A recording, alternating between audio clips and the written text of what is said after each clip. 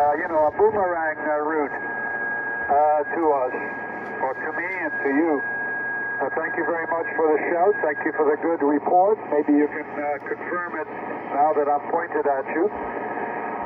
My call is Victor Echo 7 kilowatt Foxtrot Mike, and I'm really, really shocked to be heard reasonably well in Plattsburgh, because I have an American radio detractor who lives in a little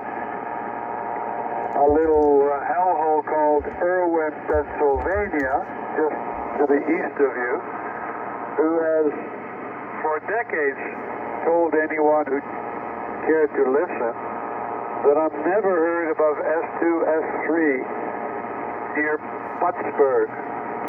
And that must be because you have too many rusty smokestacks. They must be, signal suckers on 20 meters. Over.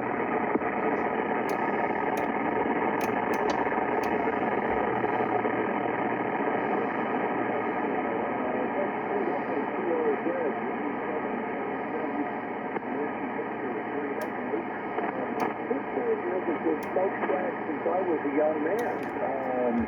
He's now all high-tech and medical. From the Canadian University Medical Company. Google has a Google factory.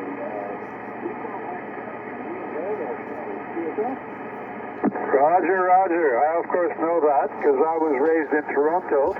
Admittedly, back when, the smokestacks were belching, and we got some of it in Toronto. I know, things have changed, but my detractor, his name is Brian Crow, his call sign K3 Vomit Radio. Maybe it means something to you, since you're in Pittsburgh, because he got nailed by the FCC, and not only, but also by the Department of Justice. And that was for interfering with me and really harassing me for only 15 years. Over. Doesn't sound like much of a friend. No, I'm not familiar with the glad I've never put him on the air. I neglected to give you a signal report back. You are 5'9 plus 10 dB now. You've swung the beam my direction. You do have some QSC on the band tonight, but that's going to do it. When it comes up, you're about 10 dB over S9 right now, isn't it? You're about S9. You're about S9 on average, a little bit over, a little under S9 on average. What are you running power-wise and antenna-wise? Over. The antenna is a 160-meter loop skywire strung up about 50 feet on average around the property in a rectangle roughly, because I couldn't make it quite square the way the property lays. So that's probably 100 feet, almost 100 feet on the long edge and the bottom of it is in the center. Roughly east-west. It's center of Sandwich, 50 my power, and I'm looking at the meter about 400 watts on the feet, brother.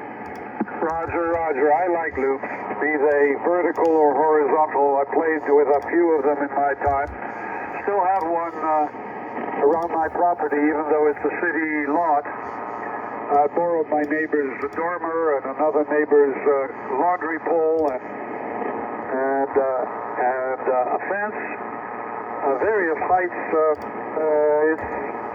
It's resonant on 80 meters, and of course works on multiples of various frequencies, as you know. So I like loops. I like loops. I'm running about 150 watts into a 5-element homemade monoband Yagi. Up one wavelength now, looking at you. Over. Roger, Yagi is doing a beautiful job over Pittsburgh here this evening. I could saw you on the Detractor and was shooting around, and you were one of the strongest signals on the monitor there, so I figured I would listen a little bit. Doing a beautiful job. Very nice signal. Curious what the radio is. Oh, my radio's a junker that I picked up for $50, totally broken at a swapping shop about 15 years ago now. It's an ICOM 775 DSP, which still has a few problems. The chief one being that the display is flaky. I think I know what's wrong with it, except to get in the radio, you know, I always have parts left over when I put it back together. So I'm loath to do it. And a few other problems. The noise blanker isn't worth anything. But I understand that was a fault from the factory. My antenna tuner isn't working very well. What else? Yeah, that's about it. And every time I go in, I usually fix what's wrong with it. What really irked me to go into it, that I often find that, you know, in the process, I screwed up something else. Oh, and now I see that my power output's gone down. Let me see. Hello. Okay, back up. So it's just a metering circuit. But, you know, it's a $50 radio. What can you expect? Over?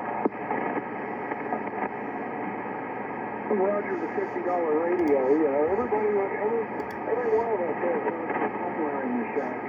I'm on the opposite end of things right now. VE7KFM V3E here for ID. I'm on the opposite end of things. I put in an order quite some time ago for an Electron K4D, and it arrived 2 days before Tuesday this year. So the very first thing I did with it after checking it out here in the shack was took it out into the field and had all my friends at the club and used it a bit. It does quite well. I'm very happy with it so far. Even though they don't have all of the promised features put in yet, Electron, I've had a K3 before that, and the one thing I do like about the company is that they do follow through. They communicate very well. They have an email reflector that they use on Groups.io, and there's a lot of other users on there that help out as well. And they communicate very well, and they're always adding new features to the radio. When it's under development, and this one is kind of in its infancy. So every few months there's a new firmware comes out with more doodads and geegaws. But the receiver is very sensitive. It has a sound receiver built into it, and the ability to link the two of them together if you have a receiver antenna, which I do. I use a loop on the ground, not up here on 20 meters. It doesn't do very well. I spend most of my time on the low band, and on 160 up through 40, the loop on the ground does fabulous. And it gives me some diversity. My other transmitting antenna is a butterfly vertical that I'm still in the process of installing. I've only got part of the radio. I may try to switch over.